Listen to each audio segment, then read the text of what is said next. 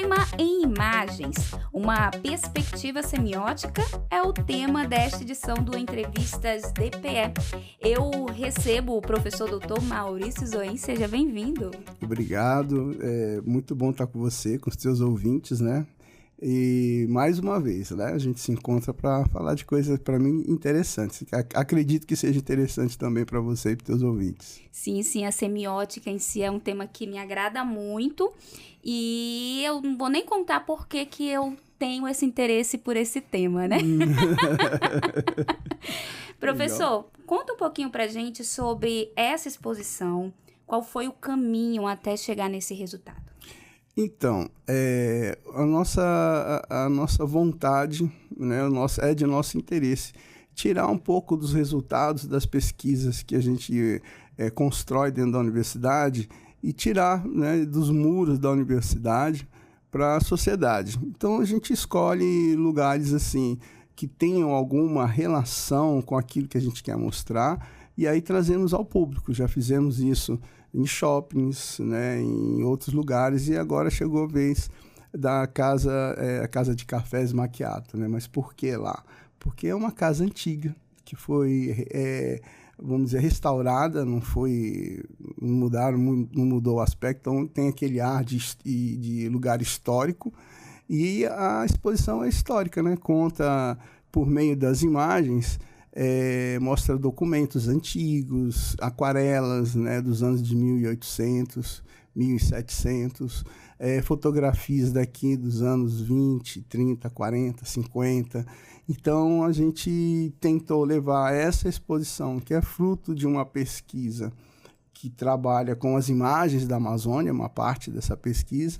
A gente entendeu que era interessante colocar naquela casa, que tem um aspecto histórico, contando a história de Roraima, durante o mês do aniversário do Estado.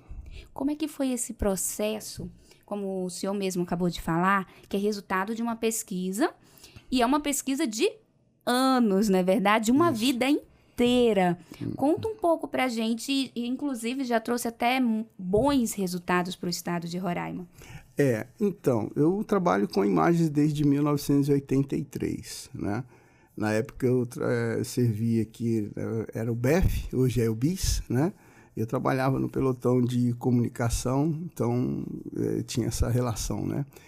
E mais tarde eu fui trabalhar na CPPY, onde trabalhava a Cláudia Andujá, que é uma grande fotógrafa, né? E também comecei a adquirir um gosto mais elaborado pela fotografia.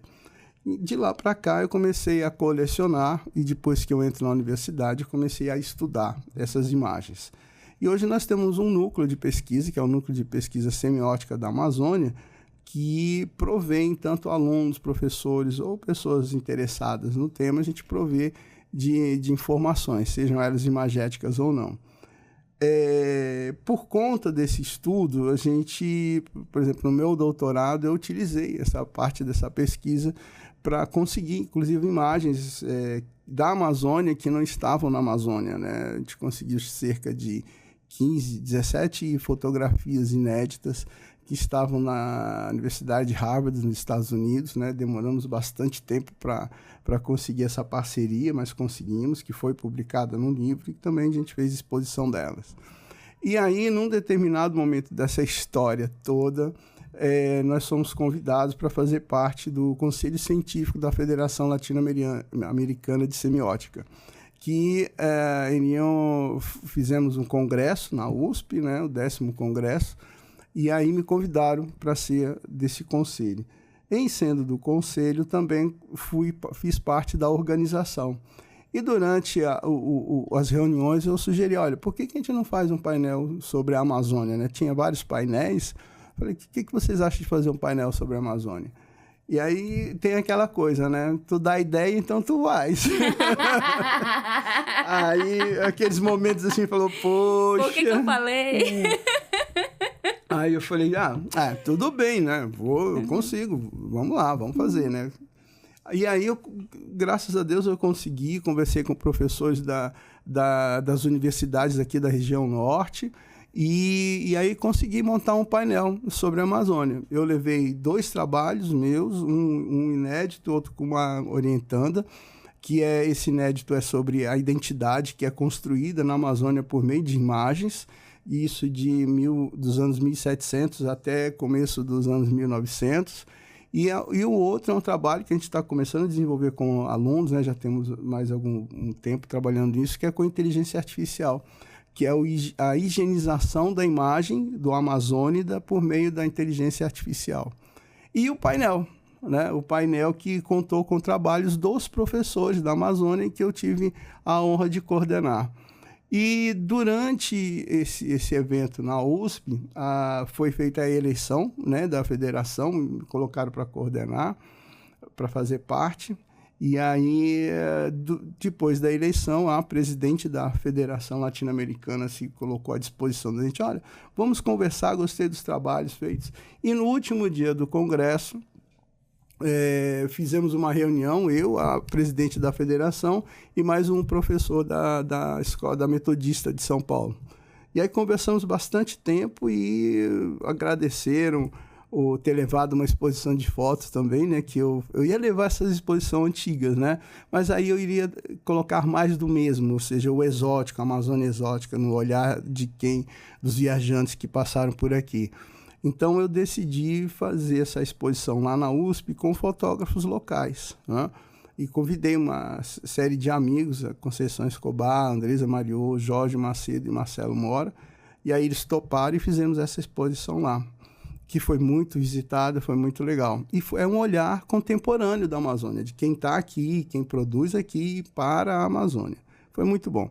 E aí ela agradeceu por ter levado essa exposição, e começamos a conversar dos projetos que a gente tinha aqui. Um projeto que é de divulgação científica, né, em Roraima, que nós temos representantes hoje em cada município do sul do estado e mais a localidade, né? Uma localidade é São Luís da Unauá, São João do Baliza, Rorainópolis, Entre Rios e Caroebe, né? E a ideia dessa rede é mostrar o que está sendo produzido nessas escolas, né? Seja por alunos ou por professores. E isso vai indiretamente atingir 60 mil pessoas, né? Essa parte do estado. E é um modelo para a gente implementar em outros lugares. Diretamente, né? Porque indiretamente essas pessoas podem se tornar multiplicadoras, sim, né? Claro, de informação, de conhecimento, isso, né? Não, sim, sem dúvida nenhuma. E aí nós levamos cursos, oficinas, né? Temos parceiros interessantes nessa jornada, o Sebrae, a própria FIER, né? E a Federação Latino-Americana que se interessou por esse tipo de trabalho.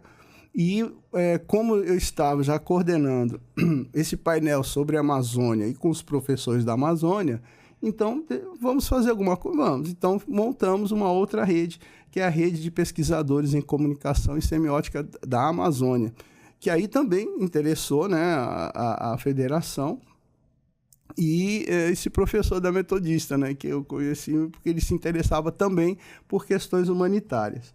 Bom, e aí voltando para Roraima, eu comecei a trabalhar no sentido de institucionalizar as ideias, né? Então nós temos essa rede já estabelecida, as duas redes, né, tanto a rede de pesquisadores da Amazônia quanto essa rede de divulgação científica. Até aí tudo muito bom, tudo muito legal, bastante trabalho. Aí eu recebo uma carta, né, do professor Roberto, que é da Metodista, e eu não sabia, mas ele detém a cátedra da Unesco em Comunicação e Desenvolvimento Regional, né? E aí ele tinha pedido os projetos para ler, ele me devolveu os projetos com carimbo de projetos considerados como excelentes, né, de excelência pela Unesco.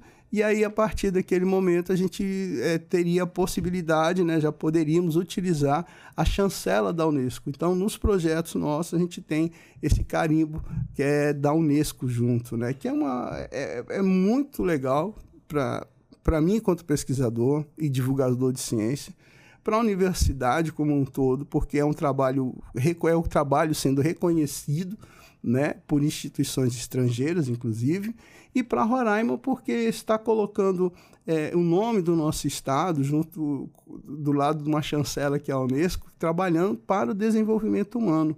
ou seja, a gente coloca Roraima como notícia de exemplo de cuidados com o ser humano, não ao contrário, né? A gente já tem muita coisa ruim, então vamos fazer alguma coisa boa pelo Estado.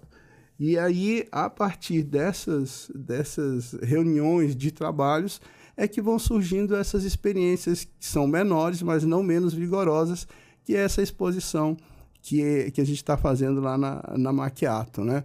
Além dessas, a gente tem outras que são exposições itinerantes, que a gente vai para município, comunidades, enfim.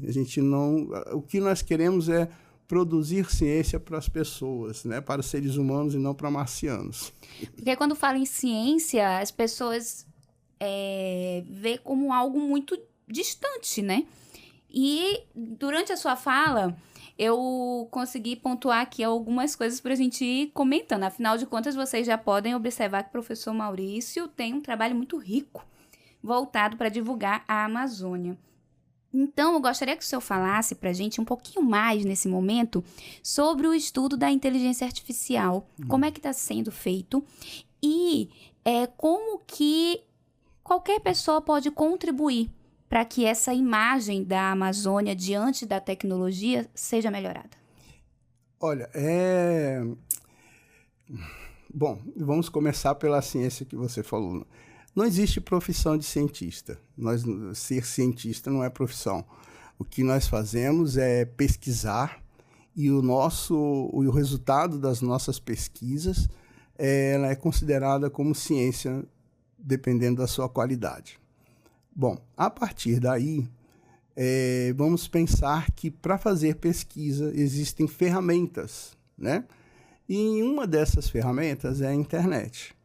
E hoje nós não podemos pensar a internet como algo a mais. A internet é para nós uma ferramenta de trabalho como a água, a eletricidade, né? Que nós não vivemos sem. Não adianta brigar, né? A tecnologia está chegando, vai destruir profissões, tem que... E aí a internet é mais um desses elementos básicos que hoje a humanidade precisa para sobreviver, né? Bom, e aí vem algumas questões que eu acredito sejam interessantes, eu vou fazer algumas analogias, algumas comparações. Por exemplo, você não vai consumir uma água suja, consciente, essa água está suja, eu vou consumi-la. Não. A energia elétrica também, você tem aquela energia que não é tão boa, que fica falhando e etc. Não, você quer coisa de qualidade. E você quer uma internet de qualidade. Então, tá baixando um vídeo, a internet caiu. Aqui tem aquela coisa, né? Se chover, aí a fibra rompe. Se fizer muito sol, a fibra rompe. Mas brincadeiras à parte, eu sei que existem técnicos e tecnologias hoje à disposição do Estado para estarem melhorando com a nossa internet. Bom, a partir daí você tem ferramentas. A torneira ou a ducha para usar água, a eletricidade, 220, 110. E dentro da internet a gente também tem a inteligência artificial, né? Que serve para telefone, televisão, enfim. Hoje a inteligência artificial está em tantas ferramentas que a sociedade usa que ela não tem ideia de onde está sendo utilizada ou não. Aí vem a questão do modismo, chats, né, imagem, Midjourney, entre outros. E aí as pessoas começam a escrever sobre isso, a publicar sobre isso. Você vê o Silvio Santos cantando rock and roll no Facebook e vai por aí afora. Mas a inteligência artificial, eu vou especificar do chat para ficar mais didática a conversa, tá bom? Então você pega no chat GPT hoje, no mais simples, aí você escreve, olha, eu quero um memorando. Ele vai te dar um memorando, né? Certo. Se você vai para a internet no Google, por exemplo, aí você escreve lá memorando, ele vai te dar N opções para você escolher, né? Tem memorando tal, o site, link, etc. Vai te dar um menu de não sei quantas páginas. No chat GPT, não. Ele vai te dar o memorando. Então, daí você já tira. Olha, eu tinha várias possibilidades de escolha. Nesse aqui eu já não tenho mais. Ou é o que isso... é dito e pronto. Né? Tá? Então, isso já é uma coisa para ser levada em consideração. Então, se a gente percebe que nós não temos escolha, a não ser aquela que nos dá, então a gente quer um produto de qualidade. Só que esse produto de qualidade vai depender da sua qualidade em saber informar a inteligência artificial, né? Você não pede a pedir. Esse verbo não tem uma lógica. Vou pedir para a inteligência. Não, você vai informar para ela o que você quer. Então, esse informar tem toda a diferença do pedir.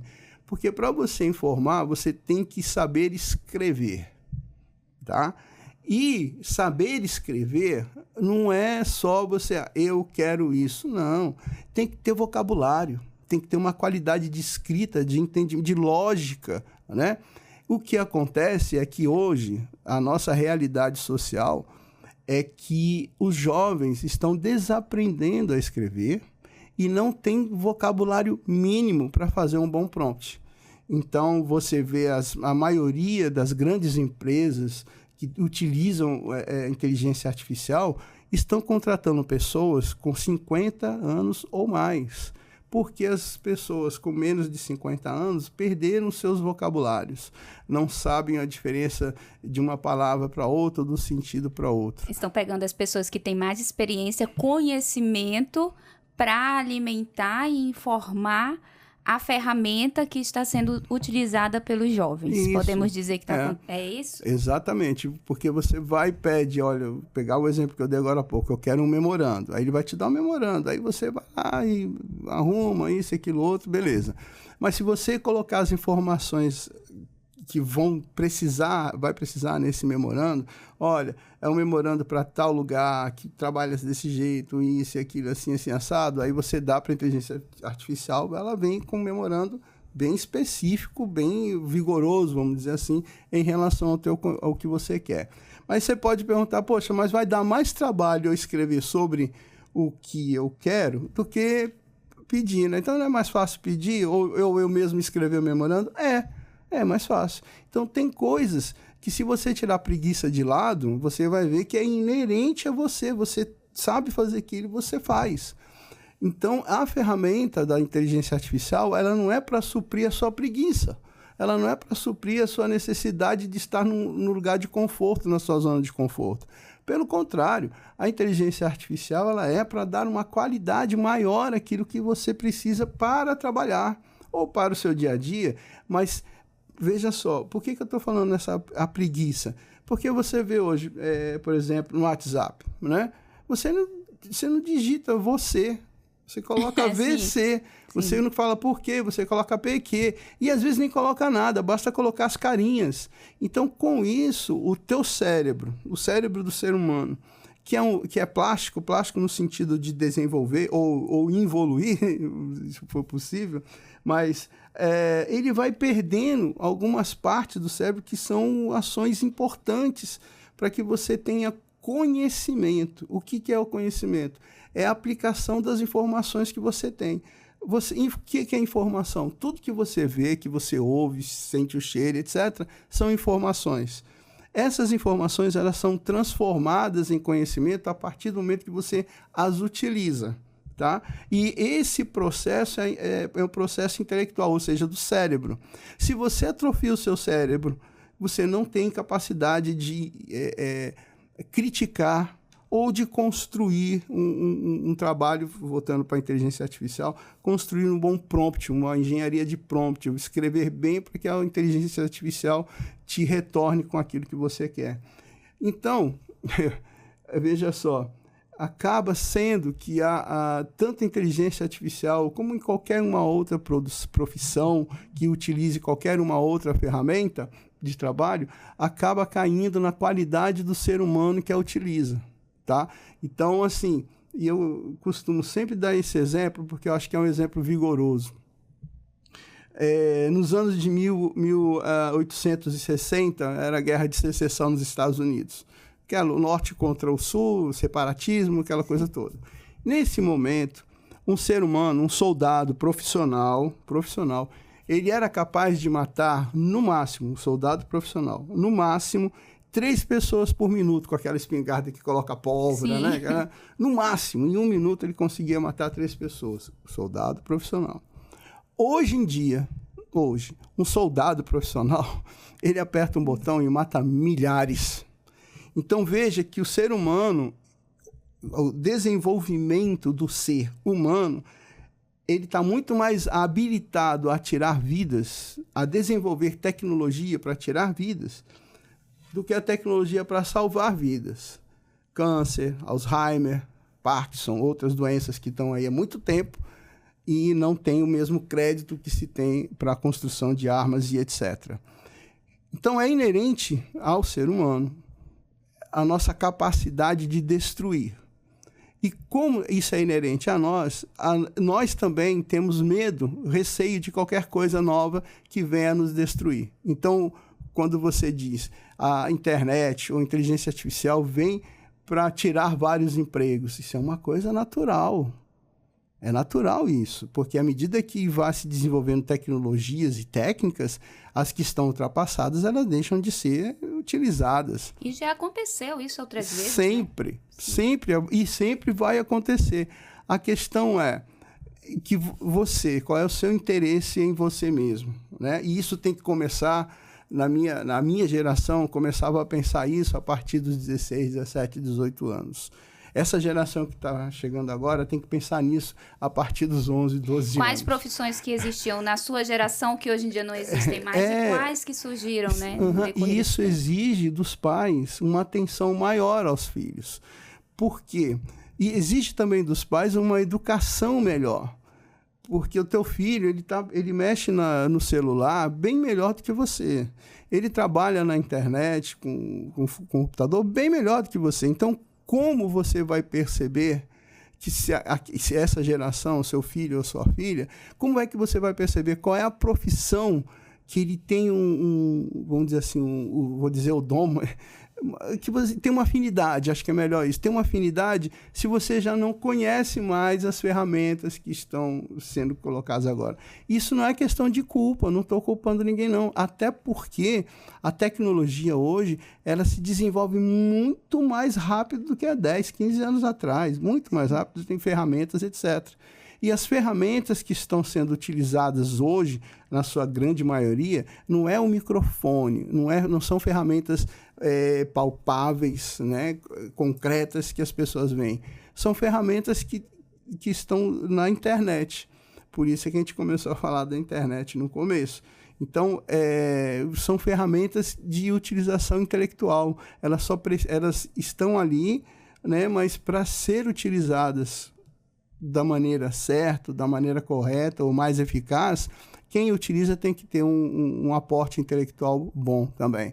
Aí entra as universidades, aí entra as escolas de ensino fundamental, de ensino médio, e aí entra o papel dos professores, porque os professores também são exigidos, na hora de construir uma aula, de utilizar as novas ferramentas. Você vai para um ensino médio, o ensino fundamental, né?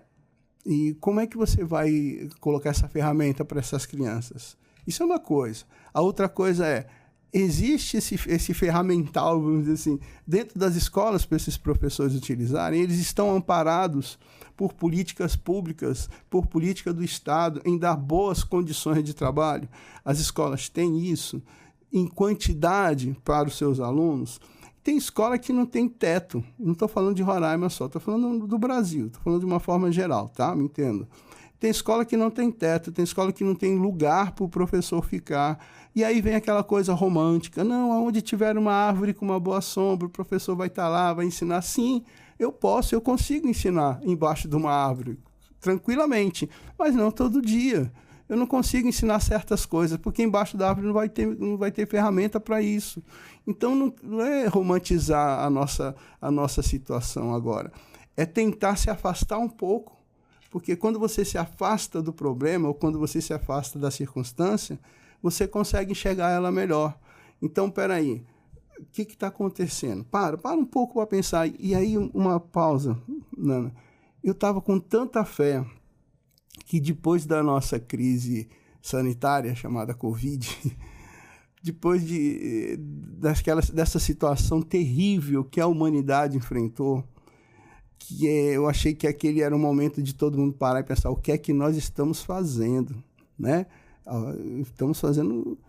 Tem muita coisa errada. E durante esse momento para você ver, tinham casais que se separaram porque nunca tinham passado tanto tempo juntos, né? Então, eu acho que, assim como casais que se separam porque não se conheciam direito, políticas de sobrevivência, políticas de vivência, políticas públicas de incentivo a cuidar do ser humano, de saúde, educação, segurança, etc., era para serem revistas, né? E aí, o que está acontecendo? Não feito isso, a gente está eu pelo menos, Maurício, eu vejo assim, que nós estamos numa fase de certo e errado. Ninguém está sabendo como trabalhar, não por incompetência, mas sim por ignorância, no sentido de desconhecimento total das ferramentas profissionais que estão sendo inseridas hoje no mercado. Então, eu não sei como, sinceramente, eu não sei como ainda, eu estou tentando, estou estudando, educar o meu filho para daqui 10 anos. Onde é que meu filho vai chegar? Não é aquela coisa que o pai quer que o filho seja isso, não. Mas eu tenho que saber, no mínimo, quais são as portas, ou seja, que cursos ele vai fazer para poder chegar em algum lugar. Até porque está tudo muito rápido, né, professor? Muitas coisas acontecendo ao mesmo tempo, várias tecnologias surgindo ao mesmo tempo. Inclusive, eu gostaria de chamar a nossa atenção agora. Talvez eu consiga fazer agora um link entre o seu trabalho desenvolvido lá na USP, a tecnologia, a IA, né, inteligência artificial, e a exposição. Que, voltando a falar da Amazônia, talvez essas ferramentas sejam também para quebrar estereótipos sobre a imagem que as pessoas têm do que é a Amazônia. Muito legal, muito legal. Então, durante a minha pesquisa, que eu trabalhei com imagens da Amazônia no século XIX, eu encontrei um código de postura do município do Amazonas. Código de postura, onde a prefeitura ela tem um código de postura, que é como você constrói, como é que você se comporta dentro de uma cidade, aquela coisa toda. E eu consegui encontrar num código de postura, se não me falha a memória agora, de 1890, um artigo que falava sobre a higienização dos indígenas que eram presos. Então, quando o indígena, por exemplo, era preso aqui em Roraima e levado para Manaus, ele teria que ser higienizado, ou seja, cortar o cabelo, dar banho, vestir uma roupa, para que quando ele chegasse em Manaus, ele não espantasse os civilizados. Então, isso era um código de postura. O que é cortar o cabelo do indígena, dar banho e colocar a roupa? É higienizar, tirar a cultura dele, para que se impor uma outra. Agora, a partir do momento que você tira o índio do seu local, sua habitação, e leva para uma outra habitação, que é a delegacia de lá, cabelo cortado, com aquela roupa, né, aquela coisa meio mal vestida, você tira a identidade de um ser vigoroso que está dentro de uma floresta amazônica e coloca ele num lugar onde aquela roupa, aquele tipo de roupa, aquele tipo de cabelo, aquele ser vestido daquele jeito é uma pessoa pobre. Então você tira a identidade do índio guerreiro, do índio vigoroso dentro da floresta que cuida da mata e etc, etc, e coloca ele com uma identidade de uma pessoa pobre. Então, isso é uma higienização. De algum tempo para cá, alguns anos para cá, eu venho trabalhando com alguns alunos essa questão da higienização da imagem na Amazônia por meio da inteligência artificial. Então, você escreve um prompt. O prompt é o texto que você faz informando a inteligência artificial do que você quer. Então, você faz um prompt falando sobre o que você vê, né? Você tem uma fotografia e vai descrevendo essa fotografia no prompt. Aí você pede, por exemplo, isso foi um exercício que eu fiz, um índio Macuxi, uma fotografia que eu consegui de 1865, peguei aquela foto, 1894, peguei a fotografia de 1894, fiz o prompt dela, entreguei para a inteligência artificial. Aí eu recebo uma imagem de um índio que fisicamente ele é um índio, só que é norte-americano.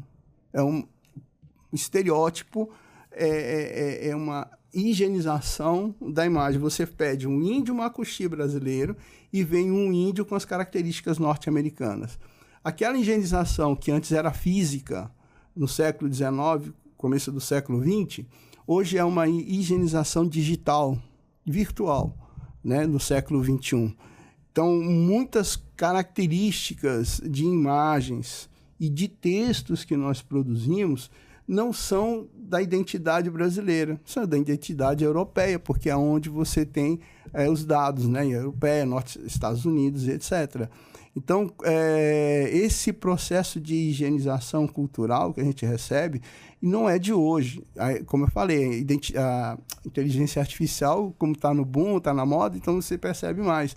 Mas ela já vem há anos. É quando você chega numa lanchonete e pede um milkshake, um cheeseburger, né, e tal. Isso vem... Eu não estou querendo ser radical, né? Eu acho que a gente tem que consumir aquilo que te faz bem. Mas o que a gente não pode fazer é perder a nossa identidade para aquilo, né? Então, se eu vou...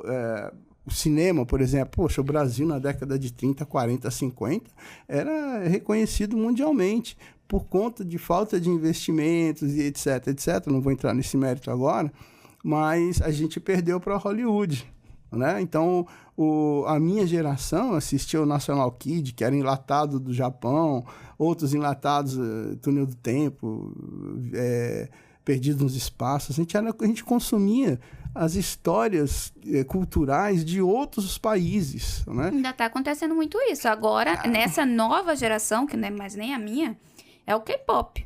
É o quê? K-pop. Os doramas. Doramas. Né? A Karen gosta de dorama. Eu também gosto. Pois é. Mas a geração ainda mais nova agora está consumindo muito o que está vindo da Coreia. Né? Então, veja só. Eu me lembro que alguns anos atrás nós tivemos algumas minisséries contando a história do Brasil. A Muralha, aquele trem de Porto Velho, lá de Rondônia, esqueci o nome da novela. É a Madeira Mamoré, mas tinha uma novela, uma coisa que tinha... Mas, enfim, então existia essa vontade de fazer filmes... documentários, etc., que contasse a história ou alguma história do Brasil. Hoje não tem. Tem gente que conhece muito mais a história dos Estados Unidos, portanto, receber informação, do que do Brasil. Tem gente que conhece muito mais a história, sei lá, do Japão, China, sei lá onde, do que de Roraima, por exemplo. Não tem nas escolas, você não tem história, por exemplo, do Ajuricaba, do Amazonas, você não tem história do Parauí, Jamari, que é aqui de Roraima, Macuxi, você não tem essas histórias, né? Com o perdão do Cazuza, os meus heróis não morreram de overdose. Os meus heróis são esses heróis da Amazônia, esses indígenas que lutaram contra preconceitos e até hoje, né? Nós vivemos num estado de guerra. Ninguém vai se iludir que não, é estado de guerra. Só que são batalhas, são guerras que são travadas em âmbitos muito mais do inconsciente, do psicológico, do enraseamento do preconceito do que qualquer outra coisa. E aí o medo que nós temos na hora... Medo não, o receio que nós temos na hora da pesquisa é utilizar essas ferramentas intelectuais que vêm de outros países, de outros lugares, mas que não que elas sejam proibidas, mas será que essas são as melhores? Então, eu acredito que estamos no momento de criar as nossas ferramentas a partir das nossas identidades, né? E não menosprezar o que nós temos de melhor. E quando eu falo de melhor, vai desde a comida até os nossos filhos, né? Meu filho hoje tem 11 anos de idade e eu tenho, obviamente, como qualquer pai, tenho certo receio, né, do futuro, né, que a gente quer estar sempre junto para ajudar, aquela coisa toda.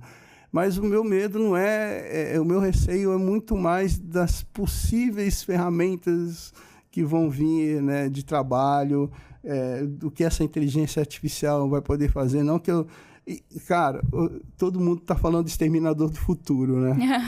E aí eu fico pensando, cara, quem é que produziu esse filme Exterminador do Futuro, né? De onde veio essa produção? E hoje a Karen, minha esposa, está na China. Hoje de manhã ela a trabalho, aí hoje de manhã ela estava falando da cidade onde ela está, né? Que é uma cidade grande, mas quase sem barulho, porque lá todos os carros são movidos à eletricidade, né? Então, você vê que em certos lugares do mundo você tem uma percepção diferente de trabalhar a natureza. Não é porque lá acabou, agora estão querendo salvar, existem esses discursos também, né? Mas a gente tem coisa muito boa que a gente precisa preservar o que nós temos antes que acabe, né? Na aula que eu fiz na Macchiato, por conta da exposição, né? Eu falei, eu não tenho medo de que os problemas apareçam hoje para mim. Estou falando enquanto cidadão. Eu prefiro que os problemas apareçam hoje, que a gente tenha a condição de discutir sobre eles, tentar resolvê-los, porque eu queria que a geração do meu filho tivesse menos problemas, né? Então, eu acho que quanto mais problemas, aí eu já estou falando como profissional na área da educação e como profissional pesquisador, quanto mais problemas surgirem agora e a gente conseguir resolver, menos eles vão ter, essas crianças vão ter que lidar com eles mais tarde. Agora, se a gente jogar tudo para debaixo do pano, discutir políticas públicas de segurança, educação de 4 em 4 anos, não fazer disso esse problema uma constante para ser resolvida, né? Olha o clima, né? Olha o furacão que agora nos Estados Unidos. O deserto cheio de água. E aí tem aquela música, né? O deserto, vai virar mar, tá no coração, o medo que algum dia o mar também vire sertão. Eu gosto, esqueci quem era, mas me veio na mente essa música. É o músico Profeta, eu acho, né? Que o sertão vai virar mar. Então, enfim, nosso núcleo de pesquisa, os nossos trabalhos hoje, eles são voltados para o ser humano.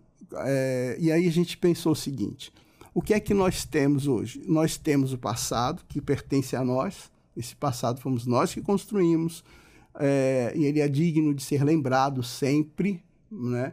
E nós temos o presente, que é nos dado de presente, mas a gente tem que saber viver esse presente. Nós não temos o futuro é desconhecido. Então, o que é que nós podemos... quais são os nossos atributos hoje? É reconhecer o passado, os nossos erros ou os nossos acertos, para poder utilizar eles aqui no presente, para que eles não se repitam no futuro, né? Então, desconhecer passado é ignorância, não querer saber e aprender o que houve no passado é burrice. E desdenhar o passado, desdenhar no sentido de desconstruir, derrubar prédio, derrubar monumento, isso, aquilo, outro, ou pichar, essa coisa, fazer isso é totalmente uma falta de esperança no futuro. Então, para mim, o passado é causa e nós estamos vivendo consequência. E hoje nós temos que ser causa e esperançar, para usar o Paulo Freire, esperançar um futuro com consequências boas daquilo que a gente vai construir ou começa a construir hoje. Então, nunca é tarde para estudar, nunca é tarde para aprender, nunca é tarde para amar e nunca é tarde para você chegar para o próximo, para aquele seu... para o outro, vamos dizer assim, e dizer que você depende dele para você crescer. Ninguém cresce sozinho, tem sempre que ter alguém. Então, para mim, hoje, o nosso presente é uma grande testemunha da nossa competência. Ou nós somos competentes para saber viver e ajudar o outro que eu digo é aquele lá no futuro, meu filho, o seu, né? Ou nós entregamos a pauta para o editor-chefe, né? E falamos... Eu me lembro que meu pai nunca falou isso, ele sempre criticava quem falava isso para mim. Quando eu era pequeno, menor, que eu era o futuro do Brasil. Cara, eu nunca quis ser futuro do Brasil, né? E se alguém me considerou capaz de fazer isso, olha aí, eu não quero ser culpado do que está sendo... Eu não quero ser o único culpado. Mas, enfim, eu acredito que, assim, a gente tem que puxar a nossa própria orelha. Se for procurar culpado, eu digo que não existe inocente. Em todo mundo tem uma certa culpa em um grau maior ou menor. O que a gente tem que fazer agora é plantar alguma coisa. E a gente está tentando plantar com essas pesquisas, com essas exposições, com essas redes, né, municiando outras pessoas para que tenham seus trabalhos reconhecidos. A gente está tentando plantar o que a gente quer de melhor. Parece loucura um cientista falar em amor, mas eu acho que a única forma de um ser humano poder evoluir hoje é amando. E aí esse amor não é aquele amor fugaz, não é aquele amor inconsútil, não é aquele amor promíscuo, né? É o amor ao próximo mesmo. Acho que teve um cidadão aí, se não me falha a memória, ele falou isso cerca de 2000 anos atrás, né? Que era muito importante amar ao próximo. Então, eu, enquanto profissional, eu penso a ciência como a minha declaração de amor à humanidade. O senhor falou sobre esse resgate da cultura, da história por meio de filmes, séries, novelas. Eu percebo uma tentativa, até das plataformas também. A Netflix, por exemplo, lançou a série que, se eu não me engano, o nome é Cidade Invisível. Você já assistiu? Não, ainda não. É uma série que conta história de personagens da Amazônia e uma realidade atual. Uhum. Onde que estão esses personagens? O Curupira, enfim, o Boto, na cidade atualmente, né? E a briga para salvar a Amazônia é bem interessante. Mas a gente percebe que a primeira temporada fez mais sucesso do que a segunda, né? Não sei se foi essa insistência de pegar algo que fez muito sucesso, que chamou muita atenção, até para um tema que não era abordado, né? Colocaram esses personagens como super-heróis, né? Bem legal. E agora vem o Auto da Compadecida 2, né? Que fugindo da Amazônia, ali também, numa realidade também que merece também destaque, né? Histórico. Qual é a sua avaliação? Agora, fugindo um pouquinho, com base no seu conhecimento, o que o senhor acha desse resgate depois de tantos anos, professor? Olha, eu costumo falar para os meus alunos e para os meus colegas, quando a gente está conversando sobre a Amazônia, que o nosso único problema hoje, único não, mas um problema que, se nós conseguíssemos resolvê-lo, nós iríamos resolver outros problemas de tabela. Nós, na Amazônia, nós não produzimos dividendos simbólicos. Nós temos... A Amazônia é um símbolo hoje mundial, né? Ele varia entre preservação da floresta, preservação das culturas tradicionais, né? Então, esse é o símbolo que se tem, a Amazônia. Mas nós não somos apenas isso. Nós somos isso também, esse símbolo. Mas nós somos engenheiros, advogados, dentistas, bons cozinheiros e etc. Então, na Amazônia, a gente não produz dividendos simbólicos, símbolos além daqueles que já existem, com a força desses que já existem. Então, o que acontece? Ou nós somos consumidos por esses símbolos que já existem, ou nós perpetuamos eles, né? Poxa, vou fazer um projeto, mas de onde eu vou tirar dinheiro? Então vou colocar o nome Amazônia, né? Essas coisas assim, tipo isso. Bom, pensando nisso, aí a gente vai para outra forma de pensar, que é o audiovisual, né? Essas produções, etc. Vou pegar um filme, aquele eram os azuis ali, era o Avatar. Pronto, assistiu o Avatar, né? Sim. Ótimo. Então, 1 e o 2. Isso. Então, vamos pegar o primeiro aqui. Aí, o Avatar, que se trata o filme? São comunidades de saber tradicional naquele mundo deles, né? E aí, eles conseguem, por mais que sejam culturas tradicionais, né? Aquela coisa toda do arco e flecha, ainda conseguiram derrubar uma grande potência com armas de extermínio total, né? E aí o pessoal que vai ao filme sai pensando, olha que legal, né? O próprio Estados Unidos fazendo um filme criticando, né, a relação que eram os indígenas norte-americanos com, né, a cavalaria e tal, os exércitos dos Estados Unidos. Ótimo. Isso aí é o que está por cima. É aquilo que você percebe. Isso é muito importante falar. O cérebro, ele não identifica o que é falso e verdadeiro, que é certo e errado. O cérebro, ele assimila tudo que você dá para ele como realidade. Aí a tua intelectualidade, a tua mente, a tua cultura é que vai falar, isso aqui é mentira, isso aqui não é. Mas ele vai absorver tudo como realidade. Então, nesse momento, essa explosão de informações, ele vai assumindo como realidade. Então, aquilo vai tocar o teu sentimento, o teu sentir. Poxa, que legal. Poxa, então isso é a superfície. Agora, vamos racionalizar essa história. Então, tem um soldado norte-americano que vai lá, entra numa cabine lá e ele se transforma, passa seu, né, conhecimento para um avatar, não é? Quem era esse soldado? Ele era um paraplégico. E para os Estados Unidos, eles chamam de loser, né? Loser, que é um perdedor, ele não é qualificado para um monte de coisa dentro daquela sociedade. Então você veja, quem foi que juntou toda a comunidade de saber tradicional de um mundo inteiro? Quem foi que liderou? Foi o pior dos norte-americanos, entre eles, é claro, estou falando. Né? Foi aquele que não tinha condições de ser um militar, de ser um executivo, nada, porque ele era paraplégico, não tinha o conhecimento dele, mas ele foi o líder. Né? Então, o que isso quer dizer? Quando você pega a Amazônia e coloca os seus mitos, que têm uma identidade própria, uma naturalidade própria, uma nacionalidade, e coloca nele elementos que são de heróis com poderes, né?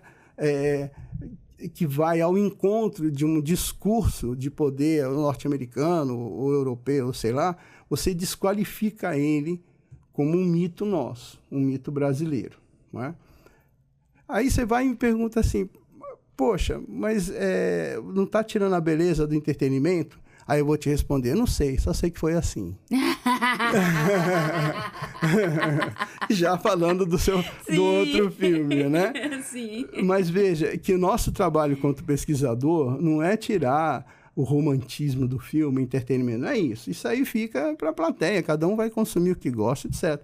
Mas eu, enquanto pesquisador, pensador e crítico, eu não posso me omitir de pensar profundamente aquilo que uma sociedade está consumindo como um entretenimento. Está consumindo como entretenimento, mas, ao mesmo tempo, está consumindo uma ideologia, está consumindo uma espécie de higienização, né? Está higienizando. Eu gostaria muito de ver o filme do Saci, né? Eu gosto muito do Monteiro Lobato lá, Sítio do Pica-Pau. Eu assistia quando criança, mas eram programas tipicamente, a estrutura, o roteiro era brasileiro, era nacional. Não tinha nada adequado a um Netflix ou um Max, né? Porque para você entrar nessas plataformas, você tem que se sujeitar a determinadas ideias que ela promove. Não tem como. Traz isso para o jornalismo hoje. Você entra num veículo de comunicação, você está sujeito às ideologias daquele veículo, né? E volto a dizer, isso é um senso crítico. Não é falando certo, errado, falso ou verdadeiro. É o que é fato. A gente trabalha com fato, né? E à medida que a gente vai pesquisando, a gente vai encontrando fatos que não são tão observáveis, não são tão degustados pela sociedade, até porque, eu não quero ver filme pensando no que é ideologia, eu quero ir no cinema para me divertir. Ótimo, tem mais é que fazer isso mesmo. Agora, existem leituras e leituras, né? Eu sou pago pela sociedade brasileira, sou um funcionário público, então eu tenho uma responsabilidade para com a sociedade. Então, essa responsabilidade, ela me tira, às vezes, o sono, mas me tira, às vezes, a oportunidade de ir assistir um filme por assistir, né? E aí a gente vai tentando se desdobrar, né? O cidadão, o pesquisador, o pai. E aí você vai num filme assistir que tinha uns bonequinhos lá do cérebro, fui assistir com meu filho, de emoções. A Divertidamente 2. Divertidamente. Eu achei divertido pra caramba, né? Achei muito legal, dei risada. Agora eu não vou chegar em casa pro meu filho e falar, olha, isso aqui quer dizer isso, aquilo outro. Não, né? Não é assim também. Então, acho que você tem que divertir, tem que gostar de aquilo que te faz bem, seja na religião, seja ideologia, política, etc. Mas eu acredito, enquanto cidadão e pesquisador, que a gente está na hora de deixar de lado essa coisa de não discutir política, tem que discutir política, tem que discutir religião, tem que discutir futebol, o que quer que seja, porque é a partir dessas pequenas discussões que vai se gerando uma nação crítica, né, e que sabe consumir aquilo que lhe faz bem sem tirar a sua própria identidade. A gente eu percebo diante do seu trabalho, admiradora do seu trabalho, essa preocupação Agora voltando ali um pouquinho para o nosso assunto inicial, que é a exposição, né? Roraima em imagens. Essa preocupação de não só deixar ali no meio acadêmico, no estudo científico, mas mostrar para a sociedade em geral o que está sendo pesquisado. Então, já caminhando ali para o final da nossa entrevista, como é que uma pessoa pode, de repente, ter acesso a esses estudos que o senhor desenvolveu no decorrer da sua carreira? Olha, vamos por partes, como diz meu açougueiro. Assim, primeiro, a ciência ela é consumida todo dia, né? Você vai comprar um arroz, feijão, você vai ler ali atrás, né, o que tem de química, o que não tem, se tem lactose, se não tem, se tem açúcar, se não tem. Então, aquilo ali é ciência. Até a embalagem de determinados dos produtos passam por um incrível normativo que é a ABNT. Tu conhece, né? A ABNT Então, eu senti um medo no senhor Brasileira agora. de Normas, a Associação Brasileira de Normas. Mas, enfim, então são normas técnicas desenvolvidas por cientistas, pesquisadores, etc. Quando você vai a um dentista, você não vai a um dentista que não tenha se formado. Ah, não, eu aprendi com meu avô, tudo isso é muito legal, mas eu quero um dentista, né? Um médico, a mesma coisa. Então, quando o ser humano sente a necessidade de utilizar a ciência, ela vem incorporada em uma profissão, tá? Ela não é algo assim de outro mundo, ela é muito prática, obviamente tem sua parte teórica, mas é muito prática, e isso se vê no dia a dia, né? O meu trabalho, ele é complexo como qualquer outro trabalho de pesquisa, mas por trabalhar com imagens de tempos históricos diferentes, ele me propõe, ele me cobra eu conhecer a história que está ali na imagem. Não é só o conteúdo da imagem, mas o que veio antes para aquela imagem ser gerada e qual foi o impacto dela depois que ela foi gerada. Então, eu tenho que conhecer a história aonde aquela imagem foi produzida. E para isso, o resultado dessas pesquisas, a gente tenta disponibilizar o máximo possível para a sociedade. Então, por exemplo, se você vai na Jaime Brasil, tem uns postezinhos assim pequenos com umas fotos antigas e por detrás textos de colegas pesquisadores sobre aquele lugar, contando a história e etc. Então, é como se fosse um museu ao ar livre, né?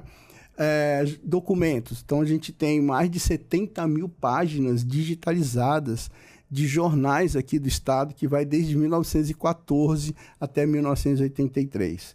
Tem jornais do começo do século, temos jornais, por exemplo, o Átomo, que é da década de 40, 50, o Boa Vista também, de 50, a Folha de Boa Vista, de 83 até 97, se não me falha a memória, né?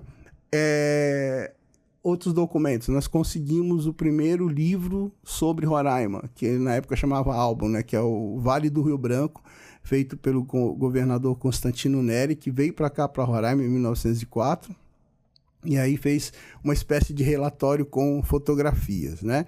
E esse álbum, ele ficou pronto, eles vieram para cá em 1904, o álbum demorou 2 anos para ser editado, foi editado em Dresden, na Alemanha, pelo fotógrafo Jorge Hübner. E aí, quando chegou ao Brasil, o governador da época falou, não, vamos esperar 2 anos e lançar ele em 1908, que foi o ano da Exposição Nacional no Rio de Janeiro, que durou 1 ano. Naquela época, eles construíam edifícios, palácios, né, que era nos países, né, eram feitas essas exposições universais para o país dizer ao mundo o que é que tinha de melhor. E outros países também vinham para fazer suas exposições. E nesse 1908, quando o álbum foi lançado, ele ganhou o primeiro prêmio. Então, foi o primeiro prêmio de fotografia que Roraima recebeu, foi com esse álbum em 1908.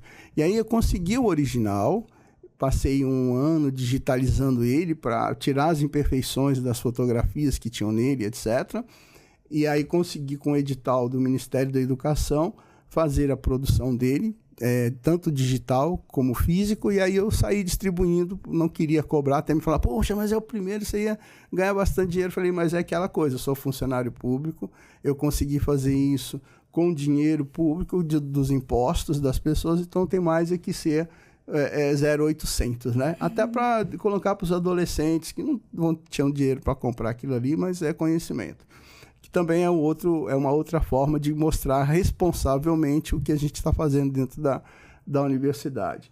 E, por fim, tem esse livro agora, que é Ideias de Civilização nas Imagens da Amazônia, que conta, por meio das imagens, como era o processo de civilização para a Amazônia, como é que se tratava o amazônida, né, dentro desse processo de civilização.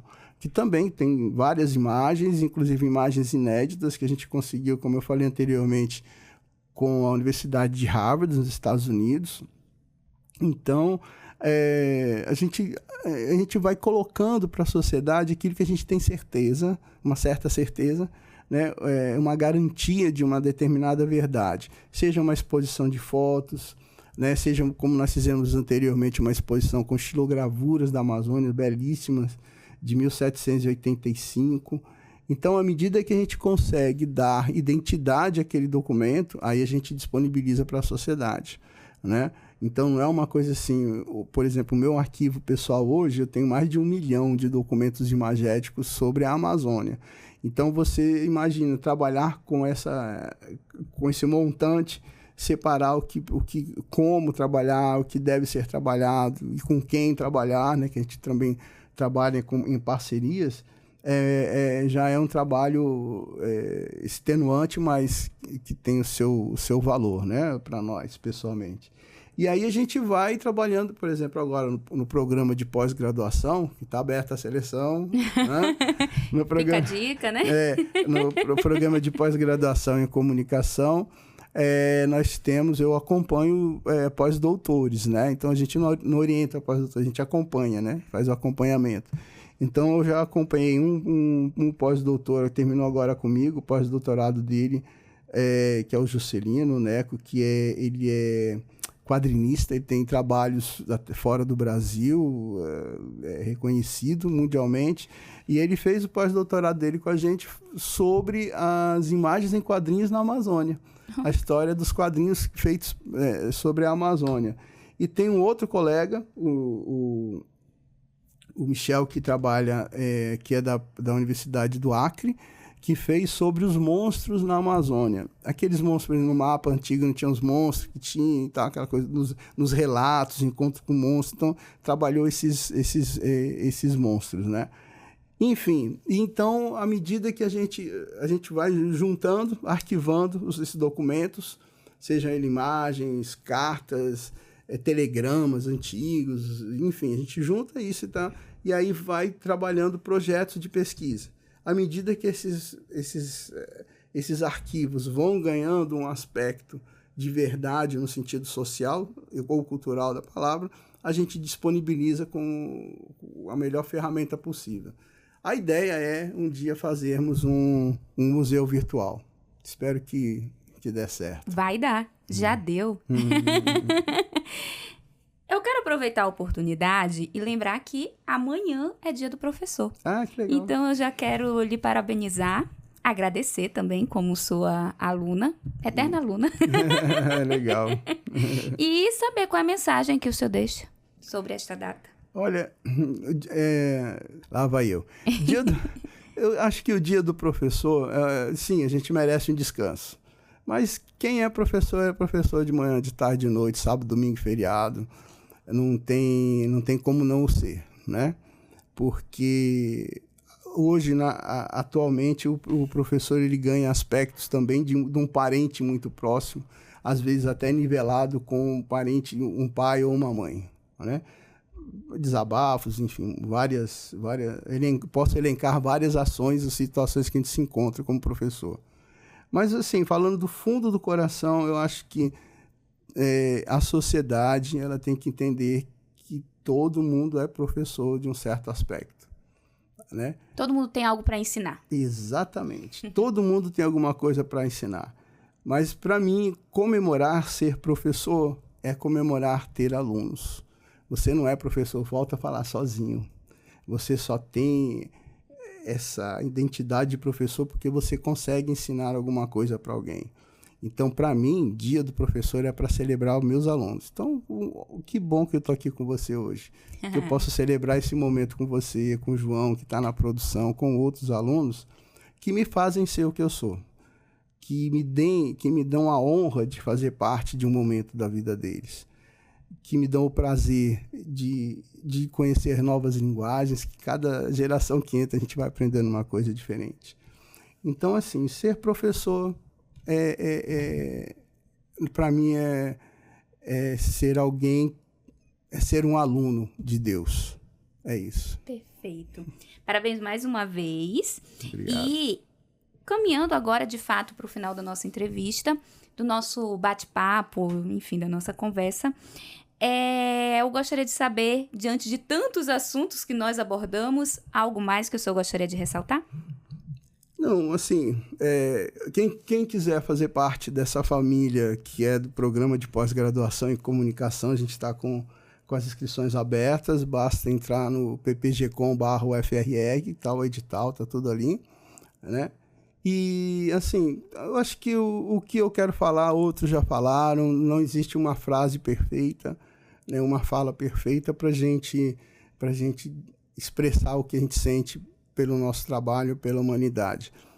Mas, assim, me perdoem, eu não quero fazer uma heresia aqui, mas a última mensagem seria assim, sei lá, faça por onde que eu te ajudarei, não é? E que amar os outros, amar o outro como a ti mesmo, e viva Deus. E vamos que vamos, porque muito trabalho ainda pela frente, muita pesquisa, muitos estudos. Professor, muito obrigada por estar aqui hoje, compartilhar um pouquinho do seu tempo com a gente e seu conhecimento também. Eu é que agradeço sempre. Obrigada mais uma vez. Esse foi mais um Entrevistas DPE. Se você gosta de acompanhar assuntos de interesse público, basta nos escutar pelo Deezer, Spotify ou no YouTube. Eu sou Lana Francis e até a próxima.